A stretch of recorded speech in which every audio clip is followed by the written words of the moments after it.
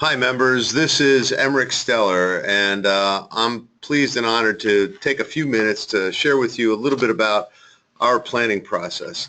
My firm Stellar Advisor, we've been around since 1989 helping business owners and families think about their succession planning, exit planning, wealth management, estate planning. The whole thing comes together. So we basically really feel like we have an excellent process, which I'm going to try to give you a quick 30,000 foot view of right now.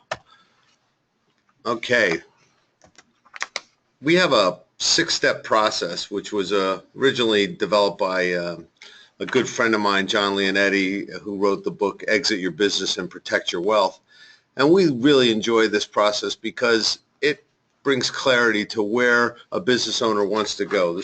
The first step in the process is to understand what your exit goals are. When do you want to slow down or stop, or when do you want to transition the business? There's a whole bunch of future self thinking in this first step of the process. Now, we do a lot of conversations with business owners, so we'll help think about what the new normal might look like with you, and that includes, for a lot of our clients, doing things that are fun, obviously golfing and traveling and things like that, but also another phase in life, a new chapter where they can give back, maybe be a mentor, maybe get involved in their nonprofits, things like that. But in order to take that next step, like myself, business owners need to be financially and mentally ready to take the next step. So we have a process which we're going to talk a little bit more about in a second. And then there are different types of owners. When we think about financial and mental readiness, we're going to talk about what type of owner you most resemble. We even have a little tool to help you think it through. It's called the Business Exit Readiness Index. And at the end, we'll give you a link that you can go to, take this short 20-question test, and when you, or not test, you don't get graded, it's a survey, and you'll immediately get back a response which is going to show you where you fit in the type of owner you most resemble. We're going to talk about that in a second. Then you need to think about what your options are, but you really do need to learn what those options are before you can actually select them. We'll talk about that in a little more detail in a second too. And then there's different values, because each option, each transfer strategy that you might think of has different values. We call them value worlds. There are worlds there that are, the value of a synergistic buyer. That's somebody who really wants your company. Or when you're trying to gift it to your children, that's a lower value, a market value. In between, you have investment value and the like. So there's a number of different values that your business has, which you need to understand. And then the last step is coordinating all this with your personal plan. Execute your exit strategy and protect your wealth, both for your retirement, for your family, and for your legacy. Okay, so when we think about mental and financial readiness, this is a great little chart to look at. And basically, on the bottom left-hand corner, we have stay and grow. That's when an individual is not mentally ready to leave the business, nor are they financially ready to leave the business. Financial readiness, if you climb up the left-hand side, you see that when you have enough assets outside of the business to meet your goals, you're well off, but you're choosing to work. And then ultimately getting to the top right, where you're rich and ready to go, where you have enough money outside of the business and you're ready to slow down or stop or transition your business. So along the way, when we find that many owners are stay and grow type owners, so what we do with them in that case is help them develop a transferable business. So in many instances, we'll focus on value drivers that enhance the underlying value of your company and make it more marketable if you ever wanted to go to market to a third party. The bottom right-hand quadrant is when you've really just had enough and you don't have enough money, but you just have to get out. So you're just like, get me out of here at the highest price. So again, these are the quadrants that an individual might resemble when they go through this process. Now, if you think about it, there are different exit options, and you have to learn each exit option so that you can understand if it's going to fulfill your goals. I'm going to jump around just a little bit here to go to this slide, because I think this is very important for us to visualize. We call it the ABCs of exit planning. The first box is your current assets. That's the value of your estate outside of your business. The second box is your business itself. And the third box is the current value of your future needs. Fundamentally, what we're saying in this slide is box A is relatively easy to figure out. That's your balance sheet. That's stocks, bonds, real estate, etc. Box C on the right-hand side, that's a little more challenging. That's the present value of your future needs. And that one requires some really in-depth financial planning and some testing so that we can, in fact, do the min-max testing of the impact of your investment philosophy, future markets, taxation, inflation, your daughter's wedding, all those different things that are going to come into the future, and what you're going to need in life. We basically have an expense worksheet. Again, most of our high net worth clients don't want to be put on a budget, but my response is that we really need to know what level of income you need, and so that we can defend it. So we think about needs, wants, likes, and wishes. So there's really 4 types of incomes that you need. The needs have to be guaranteed, and that has to be, the money that's there to pay for your 3 hots and a cot. And I don't care if that's 3 houses in 3 states and an airplane to get there. That may be your basic needs. Then you have wants, which is travel, hobbies, entertainment, and the like. The next is likes, which is vacation homes, boat, recreation, etc. And then wishes, that's living and dying with significance, we like to say, which is what do you want to do for your heirs, for charity, things like that. So quantifying the assets that you're going to need to produce that cash flow is a relatively complicated financial planning process. And we take the significant amount of time to really understand that, because that's the money you need in this what we call no mulligan moment. If you transact out of your business or gift your business or some combination thereof, this is a no mulligan transaction. You don't want to have to go back to work, so you want to be sure that you have enough to get all the way home, right? So we're going to come back to the value gap, which is how the business can fill the gap between your current assets and the present value of your future needs. So as you can see here, we have, the exit quadrants, which we talked about a minute ago for financial and mental readiness, and then there are a variety of strategies that go along with each one of these quadrants. Now, there's not time to really roll our sleeves up, but in our process, we go through a written plan, and a plan is, really quantifying your objectives, and then we make observations around your current objectives and what your current plan has in store, and then make recommendations.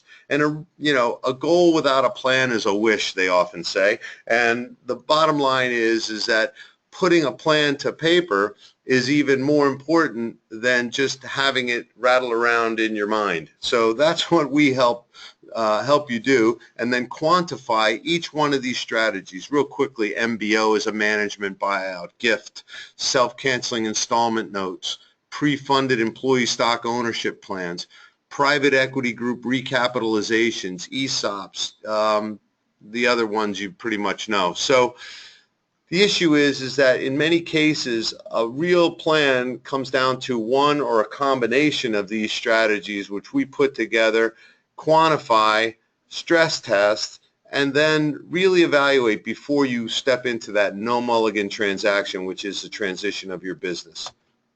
So that's important, because in the value gap, if you don't need a great deal of value out of the business, then we might want to transact it or gift it to family members. Or we're seeing baby boomer business owners sell to management teams at an even reduced price sometimes, just because they want the company to go on and flourish, and they don't really need the last penny out of it. The only way to know what you need is to go through this process. So this, we think, is a real eye-opener, and it becomes a touchstone for the strategies that make the most sense. We saw this a second ago, which is the numbers that we want to defend. This slide you can study, but basically we've just kind of talked about what we do, which is the value gap calculation, number one, the range of values for your company, depending on what type of transaction is most appropriate, the transition structure, what is likely to happen. Now, I happen to be the Mid-Atlantic partner of Equity Strategies Group. We have north of 20 investment banking and M&A firms. So when you get to the point where you actually want to determine the best way to move forward, we can quantify that and work with these firms. They'll do a marketability assessment for us at no cost to you, which will really determine the value of your company and the appropriate transition options and the markets that we're likely to approach, if that's what you want to do. Transition and other tax issues, preparing for that, personal financial planning, and then all the what-if scenarios around it. So most of that we just talked about is about you and about what you want to accomplish. Now, as an advisor, we have to acknowledge that there are external forces, and right now we can see that there are, this is a chart produced by a guy named Rob Slee, who's one of our investment bankers who wrote the book Private Capital Markets. Maybe you've seen Midas Nation. He just wrote Time Really Is Money. A real thought leader and an excellent deal guy, and a great guy who's a lot of fun to be with, by the way. But anyway, he wrote this and wrote Private Capital Markets because he realized there was no book for MBAs in the private sector. And he realized that there was periods of deal recessions, prime selling seasons, and almost recessions. And if you look at these dates and think of your own life, you can see that these recessions were real, and near recessions or neutral markets were real, and there were hot markets or prime selling seasons. Now, we happen to be in one of those markets right now. So from an external point of view, if an external strategy like a third-party sale to a synergistic buyer or a private equity group recapitalization or even financing for a management buyout or an ESOP, now is a great time to be looking at it. We just sold a company for $59 million, and it was the owner said to me, he said, you know, if I look at this chart, I'm going to be working for a paycheck till 2023. And he was kind of right, because the value of his company is going to go up and down throughout these periods because of the relative number of buyers and liquidity in the marketplace. So that's an important concept. There's Rob Slee, Private Capital Markets. So real quickly, this is the marketability assessment. You know, we can provide, this is an excellent tool. The investment bankers develop this report for you and will consult with you in a manner that's going to take you to the place where you're actually going to market. And their reports are really from the buy side, because the buyers are usually sophisticated, and you should not wade into that world without the right deal team in place. And that consists of, you know, our firm as the financial advisors working with your accountant, attorney. Sometimes we need to bring in specialists, even consultants, and specialist legal and tax as well for certain types of transactions. So anyway, this information, if we gather it, we can develop an in-depth analysis of the value of your company, the likely marketplace, the timeline of how it's going to work, because it's very important to prepare for the sale or the transaction beforehand, because due diligence is where people get hammered and lose value. And what we do in our firm is help you think about those value drivers long before you go into the marketplace in your no mulligan transaction and get beat up on price when the deal starts happening. So here are just real quick a snapshot of some of the value drivers that we talk about. There really are many more than this, but these are areas where we need to focus on to be sure that we're thinking about the value of your company long before any type of transaction happens. Now, you know, we don't only want to, you know, think about, you know, the transaction itself, because we also want to think about our clients for the long term, because sometimes a transaction is not right and we're looking to build a transferable business. So we go through a pretty deep dive on succession planning, corporate ownership and family governance, strategic planning, employment and compensation policies, shareholders agreements, asset protection, cash management. All of these things need to be thought through, not only for a transaction, but also to enhance the underlying value and stability of your company. And bottom line is to help you make more money. So this is a discovery questionnaire that we have. Now, I've taken a lot of your time, and this last slide shows you the link. If you want to, it's a long one, I'm sorry, but you can also reach out to the NEPA and they'll get you a link as well, or contact my office. My office phone number is 610-997-0290, but if you want an easy way to remember, it's 888-PLAN-GREAT. That's GR number 8, so 888-PLAN-GREAT. And you can reach me at Emrich, E-M-R-I-C-H, at Stellar Advisor, that's STELLARADVISOR.com, and stellaradvisor.com is the web address. So it would be a pleasure to help you discover, the options that are available to you and think about your choices. The beauty of our approach is there is no transaction requirement. We just want to help our clients on a long-term basis understand their options, prepare for them, and execute them correctly when they're ready. So thank you for your time and hope to see you soon.